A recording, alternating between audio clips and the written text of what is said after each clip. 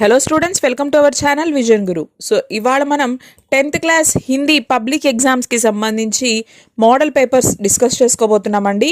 So already model పేపర్లో ఉండేటువంటి ప్రతి క్వశ్చన్ నుంచి కూడా అంటే అందులో ఏం అడుగుతారు, ఎన్ని మార్క్స్కి అడుగుతారు, మనం ఎలా రాయాలి, ఇంపార్టెంట్ ఏంటి అనేవి ప్రతి రోమన్కి ప్రతి క్వశ్చన్కి సంబంధించిన వీడియోస్ అనేవి మన విజన్ గురు ఛానల్లో అప్లోడ్ చేస్తున్నామండి.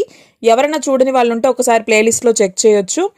అయితే ఈరోజు మనము మోడల్ ప్రాక్టీస్ పేపర్స్ అనమాట, క్వశ్చన్ పేపర్స్ అనేవి గవర్నమెంట్ నుంచి వచ్చినటువంటి మోడల్ పేపర్స్ అనేవి డిస్కస్ చేద్దాము.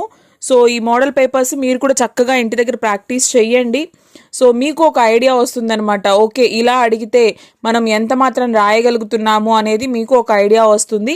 సో చూడండి, ఫస్ట్ అయితే మనకి క్వశ్చన్ పేపర్ ఈ విధంగా ఇస్తారనమాట. సో 100 మార్క్స్కి క్వశ్చన్ పేపర్ ఉంటుంది. సో 09H అనేది మన క్వశ్చన్ పేపర్ యొక్క కోడ్ ఉంటుంది. సో ఇక్కడ సూచన అని చెప్పేసి ఈ విధంగా ఇస్తారు. प्रश्न पत्र पढ़ने के लिए 15 मिनट का समय निर्धारित है. सभी प्रश्नों के उत्तर पुस्तिका में ही लिखे. प्रश्न पत्र में 4 भाग हैं. సో ఏం చెప్తున్నారు ఇక్కడ, సో క్వశ్చన్ పేపర్ చదవడానికి మనకి 15 మినిట్స్ టైం అనేది ఇవ్వడం జరుగుతుంది. సో ఇక్కడ చూస్తే మీరు 3 hours 15 minutes ఇచ్చున్నారు. సో 3 గంటలు ఎగ్జామ్ రాయడానికి 15 minutes క్వశ్చన్ పేపర్ చదవడానికే మీకు టైం ఇచ్చారు. సో కాబట్టి ఫస్ట్ క్వశ్చన్ పేపర్ ప్రతి రోమన్ ప్రతి క్వశ్చన్ ఏమి ఇచ్చారు, ఏ లెసన్ నుంచి అడిగారు అనేది చాలా జాగ్రత్తగా చదవండి. ఆత్రంగా ఆవేశపడిపోయి ఒక రోమన్ చూసేసి గబగబా రాయడం స్టార్ట్ చేయకూడదు. ఫస్ట్ క్వశ్చన్ పేపర్ మొత్తం చదవాలి. ఏ రోమన్లో ఏమేమి ఇచ్చున్నారు, సో ఏమేమి మనకొచ్చు, ఏది బాగా వచ్చు, ఏది అటెంప్ట్ చేయగలను, నేను బాగా క్లియర్గా మంచిగా రాయగలను అనుకున్నవి పెన్సిల్తో మార్క్ చేసుకోవాలి. ఓకేనా. సో నెక్స్ట్, సభీ ప్రశ్నోంకే ఉత్తర్ పుస్తికా మే హీ లిఖే. అన్ని క్వశ్చన్స్కి కూడా ఆన్సర్స్ అనేవి ఆన్సర్ బుక్లెట్లోనే రాయాల్సి ఉంటుంది. అది బిట్ కానివ్వండి, బ్లాంక్ కానివ్వండి, క్వశ్చన్ కానివ్వండి, ఏదైనా సరే మీరు క్వశ్చన్ పేపర్లో ఆన్సర్స్ టిక్ పెట్టేసుకొని 1 to 12 బిట్స్ అక్కడ రాయడం మర్చిపోతే వాళ్ళు ఏం చేయలేరు, మీరు ఏం చేయలేరు. కాబట్టి ప్రతి ప్రశ్నకి సమాధానం అనేది ఆన్సర్ బుక్లెట్లోనే రాయాల్సి ఉంటుంది. ప్రశ్న పత్ర మే 4 భాగ్ హై. సో మొత్తము 4 పార్ట్స్ ఉంటాయన్నమాట. భాగ్ 1, భాగ్ 2, భాగ్ 3, భాగ్ 4 ఈ విధంగా ఉంటాయి. సో భాగ్ 1 చూసినట్లయితే చూడండి, నిమ్నలిఖిత్ ప్రశ్నోంకే ఉత్తర్ సూచనాకే అనుసార్ లిఖియే. సో ఇక్కడ మనకు తెలిసిందేనమాట. 1 mark క్వశ్చన్స్ ఉంటాయి. సో 12 ఉంటాయి, 12 మార్క్స్కి ఉంటుంది ఇక్కడ. సో ప్రతి క్వశ్చన్ నుంచి కూడా ఈ విధంగా మనకి 3 ఆప్షన్స్ అనేవి అడగడం జరుగుతుంది. సో చెప్పాను కదా, ఇందులో టిక్ పెట్టేసుకోనో పక్కన రాసేసుకోనో వచ్చేస్తే సరిపోదు. ఎందుకంటే క్వశ్చన్ పేపర్ మనం ఎక్కడా ట్యాగ్ చేయము కాబట్టి ఆన్సర్ బుక్లెట్లోనే రాయాల్సి ఉంటుంది. సో ఫస్ట్ క్వశ్చన్ చూసినట్లయితే ఇక్కడ చూడండి, కబీర్ నే సాఖియోంకి రచనాకి. సాఖి అండర్లైన్ చేశారు. సాఖి శబ్ద కా తత్సమ్ రూప్ క్యా హై సాక్షి. మీరాబాయి శ్రీకృష్ణ సే వినతి కర్తీ హై. క్రియా ఏంటి, కర్తీ హై. సో ఆన్సర్ షీట్లో మీరు ఏం రాయాలి, భాగ్ 1 అని రాసుకొని ఫస్ట్ రోమన్ పెట్టేసి ఫస్ట్ క్వశ్చన్కి ఆన్సర్ సాక్షి. మళ్ళీ సాక్షి రాయక్కర్లేదు, సాక్షి రాస్తే సరిపోతుంది. సెకండ్ క్వశ్చన్ ఆన్సర్ కర్తీ హై, ఇలా రాయాల్సి ఉంటుంది. థర్డ్ క్వశ్చన్, 1886 హిందీ అక్షరోं में पढ़कर संख्याओं को विकल्पों में से पहचान कर लिखिए. 1800 అంటే 1800 మూడిట్లో ఉంది. 86 సో చూడండి, చియా అన్నారు అంటే 6, వన్స్ ప్లేస్లో 6 మూడిట్లో ఉంది. 80 అంటే ఏంటి, 80 అంటే 10th ప్లేస్లో 8 ఉండాలి. సో 1886 అనమాట. पावस ऋतु डैश प्रकृति में परिवर्तन आते हैं. पावस ऋतु में ప్రకృతి మే Parivartan Aathe high. Question number 4 అని పెట్టుకొని ఆన్సర్ పెట్టుకొని మే అనే అక్షరం రాస్తే సరిపోతుంది అనమాట. సో చూడండి, సో ఇక్కడ మనం తత్సం తద్భవ్కి సంబంధించి అలాగే క్రియా సంఖ్య ఇలా విడివిడిగా ప్రతి బిట్టికి సంబంధించిన వీడియోస్ అప్లోడ్ చేస్తున్నామండి. ఒకసారి మీరు అవి చూడండి. అవి చూసిన తర్వాత ఈ ప్రాక్టీస్ పేపర్ తీసుకొని మీరు మంచిగా ప్రాక్టీస్ చేసుకోవచ్చు. నెక్స్ట్, देहावसान शब्द का विकल्पों में से समास पहचान कर लिखिए. तत्पुरुष समास. నెక్స్ట్, హిమాలయ్ హిమ్ ప్లస్ ఆలయ్ సంధి విచ్ఛేద్ అడిగారు ఇక్కడ. సో హిమాలయ్ విడదీస్తే ఏమవుతుంది, హిమ్ ప్లస్ ఆలయ్.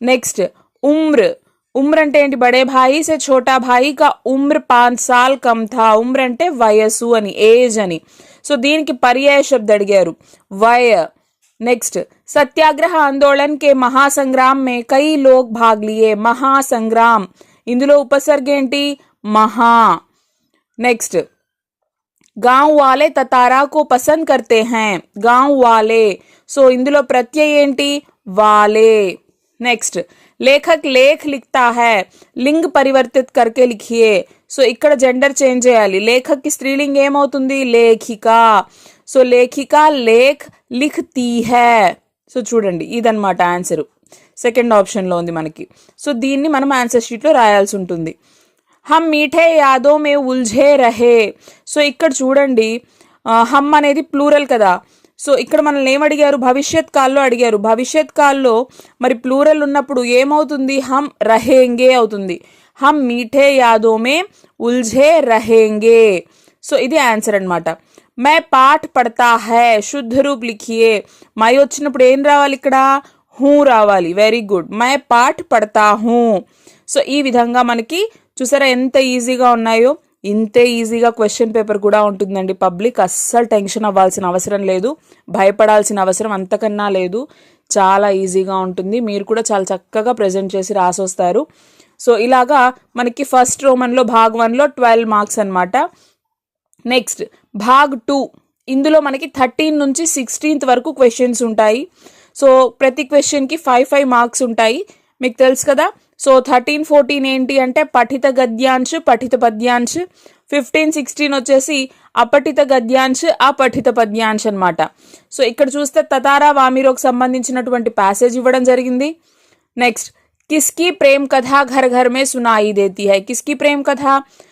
ततारा वामीरो की प्रेम कथा అయితే ఈ క్వశ్చన్స్ కి మనము 1 సెంటెన్స్ ఆన్సర్స్ రాయాల్సి ఉంటుంది ఊరికే ఒక పదంలో ఇప్పుడు చూడండి కిస్కి ప్రేమ్ కథ అంటే మీ అందరికీ తెలుసు తతారా వామీరోకి సో మీరు తతారా వామీరో అని రాసేయకూడదు పూర్తి వాక్యంలో ఆన్సర్ రాయాలి తతారా వామీరో की प्रेम कथा घर घर में सुनाई देती है किसकी तलवार से कार निकोबार टुकड़े हुए ఎవరి కత్తి వల్ల ఎవరి దాన్ని రెండు ముక్కలుగా చీల్చారు తతారా ततारा की तलवार से कार निकोबार टुकड़े हुए लिटिल अंडमान कार निकोबार से कितनी दूरी पर है लिटिल अंडमान कार निकोबार से 96 किलोमीटर की दूरी पर है ततारा वामीरो की मृत्यु कैसी है त्यागमयी है ततारा वामीरो की मृत्यु त्यागमयी मृत्यु है यह गद्यांश किस पाठ से दिया गया है यह गद्यांश ततारा वामीरो कथा पाठ से दिया गया है ఆల్రెడీ తతారా వామీరోకి సంబంధించి మనము ప్యాసేజ్ క్వశ్చన్స్ అనేవి ఎన్ని ఫ్రేమ్ చేయగలమో అన్ని క్వశ్చన్స్ అనేవి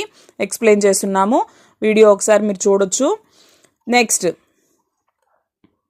తోప్ క్వశ్చన్ నెంబర్ 14 లో ఇక్కడ మనకి తోప్ నుంచి స్టాంజా ఇవ్వడం జరిగింది సో ఇందులో క్వశ్చన్స్ చూద్దాం తోప్ కిస్కి घुड़सवारी बन गई है किसकी बन गई है छोटे लड़कों की तोप छोटे लड़कों की घुड़सवारी बन गई है चिड़िया किसके ऊपर बैठकर गपशप करती है चिड़िया तोप के ऊपर बैठकर गपशप करती है तोप के भीतर कौन घुस जाती है तोप के भीतर गौरैया घुस जाती है किसका मुंह बंद हो गया तोप का मुंह बंद हो गया उपयुक्त कविता के कवि कौन है उपयुक्त कविता के कवि वीरेन डंगवाल है नेक्स्ट 15th क्वेश्चन चूडंडी एक गांव में आग लग गई आग बढ़ती जा रही थी और गांव वाले अपनी जान बचाने हेतु इधर उधर भाग रहे थे एक चिड़िया ने यह दृश्य देखा और अपनी चोंच में पानी भरकर आग बुझाने का प्रयास करने लगी वह बार बार अपनी चोंच में पानी लाती और आग पर डालती इसे देखकर गांव वालों में जोश आ गया वे भी चिड़िया से प्रेरणा पाए सबने प्रयास किया और आग बुझ गई సో ఒక చిన్న పక్షి కథ ఇచ్చారు ఇక్కడ ఆగ్ కహా లగ్ గయి గావ్ మే లగ్ గయి సి సో వీటికి ఏంటి అంటే క్వశ్చన్ నెంబర్ 15 అని రాసి ఫస్ట్ క్వశ్చన్ సి అండ్ గావ్ అని కూడా రాయాలి ఆప్షన్ వేసేసి ఆ వర్డ్ కూడా రాయాల్సి ఉంటుందన్నమాట ఇధర్ ఉధర్ కౌన్ భాగ్ రహే థే ఎవరు అటు ఇటు పరిగెడుతూ ఉన్నారు గావ్ వాలే చిడియా నే కహా పానీ భర్ దియా చోంచ్ మే चिड़िया ने पानी कहाँ डाला आग पर डाला चिड़िया से कौन प्रेरणा पाए चिड़िया से कौन प्रेरणा पाए सो देखिए गांव वाले ఇక్కడ గాంవ్ వాలే ఆప్షన్ డి అన్నమాట. నెక్స్ట్ 16th చూడండి. సో अपठित पद्य कभी न भूलो अपना देश कड़वे बोल कभी न बोलो जब भी बोलो मीठा बोलो पढ़ने में तुम ध्यान लगाओ कभी काम से जी न चुराओ जो करना है अब कर डालो कल पर उसको कभी न टालो. हमें कभी किसे न भूलना है. किसे न भूलना है? अपना देश नहीं भूलना है. कवि कैसी बोली बोलने को कहते हैं? मीठी बोली बोलने को कहते हैं. कवि किसमें ध्यान लगाने को कहते हैं? पढ़ाई में.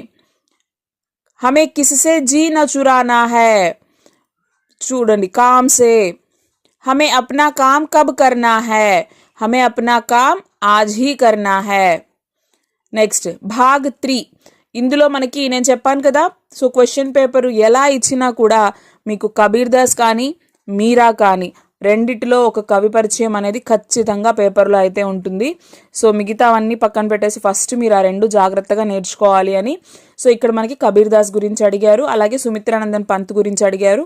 రెండిట్లో ఏదైనా ఒక కవి పరిచయం రాస్తే సరిపోతుంది. 5 మార్క్స్ ఉంటాయి. Next 18th question Sitaram Seksaria గురించి ప్యాసేజ్ ఇవ్వడం జరిగింది. ఆయన లేఖక్ పరిచయం ఇక్కడ ఇచ్చేసారు ఆల్రెడీ. సో వాటికి సంబంధించిన బ్లాంక్స్ అనేవి అడిగారనమాట. సో మనం క్వశ్చన్ నెంబర్ 18 వేసుకొని ఇందులో 1 అని పెట్టుకొని ఈ బ్లాంక్ అంతా రాయాలి. సీతారాం సెక్సరియా కా జన్మ సన్ డాష్ మే హువా. సో ఆ బ్లాంక్లో ఏం రాయాలి? 1892. సో ఈ విధంగా మనం రాయాల్సి ఉంటుంది. सेक्सरिया एक प्रसिद्ध स्वतंत्रता डैश थे. क्या थे? वे एक स्वतंत्रता सेनानी थे. सीताराम सेक्सरिया के डैश आह्वान पर स्वतंत्रता आंदोलन में भाग लिया. సో ఇక్కడ చూడండి, महात्मा गांधी के आह्वान पर. महात्मा गांधी. सीताराम सेक्सरिया डैश के नजदीक रहे. किसके नजदीक? रविंद्रनाथ ठाकुर.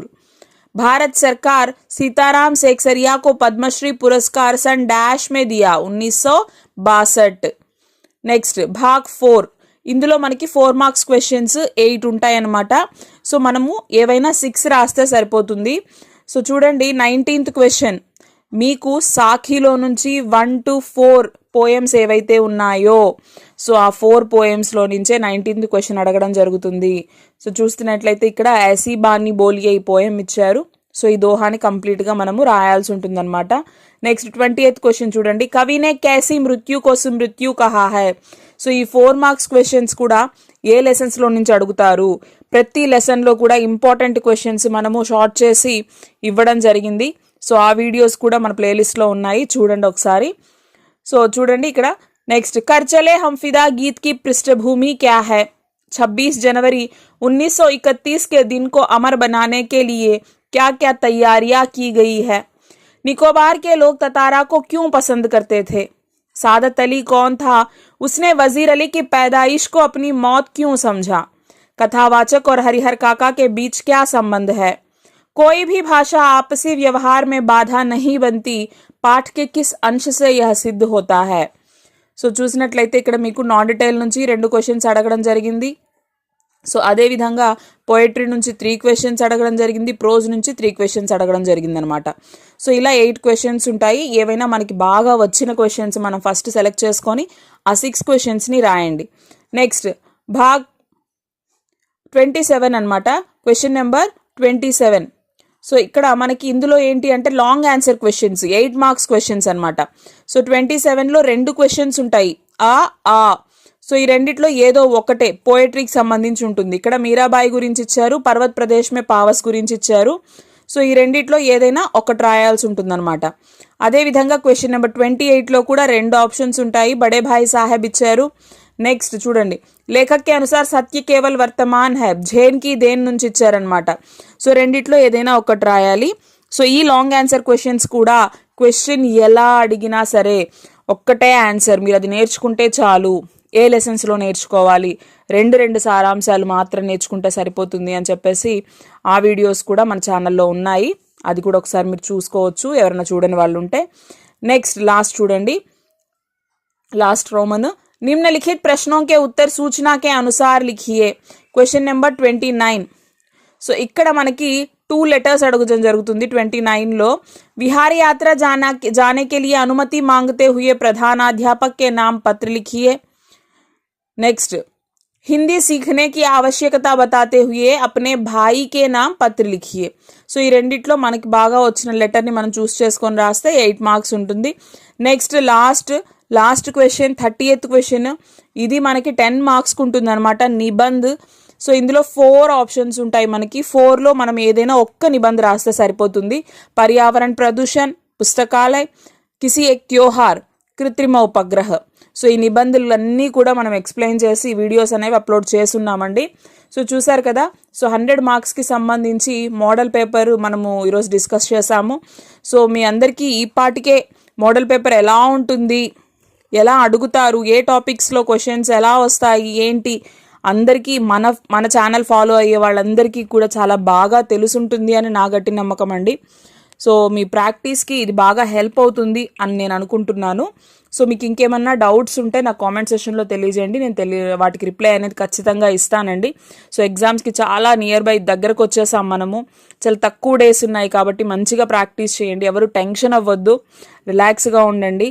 చాలా బాగా రాస్తారు, చాలా మంచి మార్క్స్ గెయిన్ చేస్తారు అని చెప్పేసి అనుకుంటున్నాను. Thank you.